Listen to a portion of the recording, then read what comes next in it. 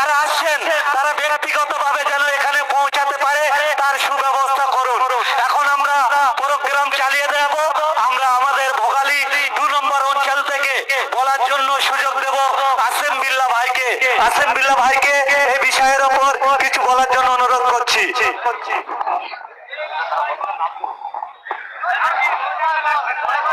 আসসালামু আলাইকুম রহমতুল্লাহ বারাকাতুহু।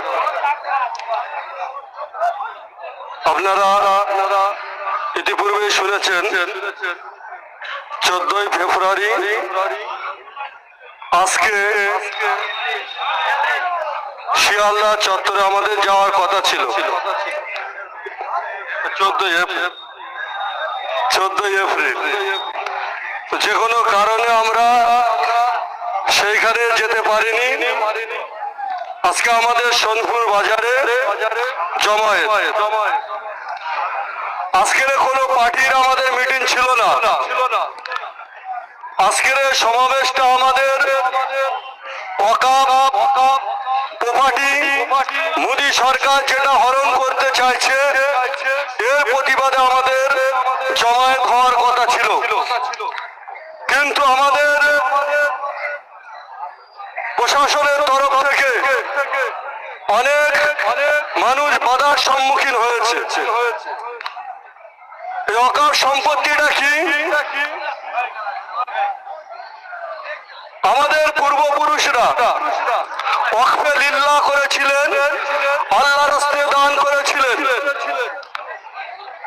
৭৭ বছর ধরে তারা বেদখল ভেবে খেয়ে যাচ্ছিল, কোনো অসুবিধা হচ্ছিল না। এখন মোদী সরকার সেটাকে আইন করে খাওয়ার চেষ্টা করছে। আমরা আমাদের সম্পত্তি সরকারের হাতে দেব না, আমাদের সম্পত্তি আমরা আমাদের জায়গায় রাখবো বলে আমরা আন্দোলনে নেমেছি। আমরা কোনো ধর্মের উপরে টার্গেট করে সমাবেশ করতে নামিনি, কারণ এটা ভারতবর্ষ গণতান্ত্রিক রাষ্ট্র।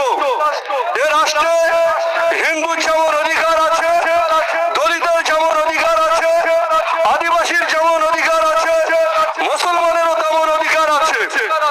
দেশ স্বাধীন হওয়ার সময় শুধু হিন্দু একা দেশ স্বাধীনের রক্ত দেয়নি, আদিবাসী দেয়নি, সমস্ত ধর্মের মানুষ রক্ত দিয়ে দেশ স্বাধীন করেছে। এই দেশ স্বাধীন করতে গিয়ে 63 থেকে 65,000 অধিক মানুষ মুসলমান রক্ত দিয়েছে। আর এই 65,000-এর ভিতরে আলেম ওলামা সংখ্যাটা হলো বেশি। এই দোষের জন্য রক্ত দিয়েছে, যারা এই দেশ থেকে মুসলমানদেরকে তাড়াবে বলে ওয়াকফ সম্পত্তিটা হাতিয়ে নিতে চাইছে। আর যে সকল অন্য সম্প্রদায়ের মানুষ যারা মনে করছেন মুসলমান বিপদ